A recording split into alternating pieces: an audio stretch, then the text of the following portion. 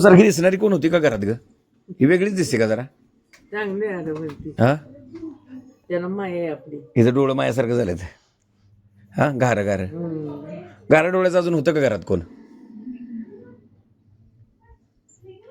तसं ते नाही ती. मग जेवण बिवण बनवाय, मग 5 वाजता उठलं की तुम्ही जेवण बिवण सगळं बनवायचं एकटीनं? मग कोण कोण होतं तुझ्या बरोबर मदतीला?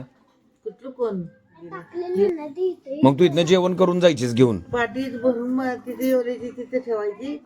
म्हणजे पाठी इथं ठेवायची, लोकांना सगळ्यांना बोलवायचं रानात. मग मग एवढी लोक रोज लागायची तुझ्या कामाला? मग त्यांना एवढं पैसे कोण द्यायचं? बाबाजी येते की तेवढी रेट किती होता? 8 आणे 8 होता रेट. 8 आणे परत रुपया झाला. आणि आता वाढत वाढत तो 150 रुपये झाला. 150 झाला. काय म्हणते, कोणी म्हणते 200, कोणी म्हणते 150. पण तेवढं काम तरी होतं का 150-200 रुपयाचं? अरे पहिली माणसं बी लवकर यायची, आता येतेत का 12 वाजले बी 11-12 वाजता येतात सगळं काम घरचं करून. सर्व करून निवांत येते. आणि बाबा किती वाजता जायचं माईक रानात त्यावेळेस? बाबा लवकर जायचं. मग दिवसभर रानात बैलगाडी घेऊन जायचं का आपलं चालत सायकलवर? नाही, बैलगाडी सायकल कधी घेतलेली आहे? ती आम्ही चालवायचो ती सायकल बाबांची. हा, आपली घेतली माझी ना. बाबाचं मग सायकलवर तू जायचीस का? कधी बसलीस का तू सायकलवर? मग एकटंच बाबा का? मग चालत जायचं सायकल घेऊन असं का बाबा एकटं जायचं? नाही ना, एवढं लय चालते आपली पण असावी म्हणून घेतली त्यांनी.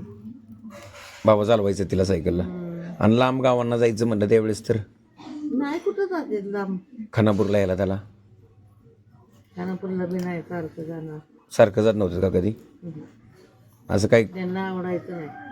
आपल्या घरीच आपल्या घरी आपल्या. बापांचं मित्र कोण?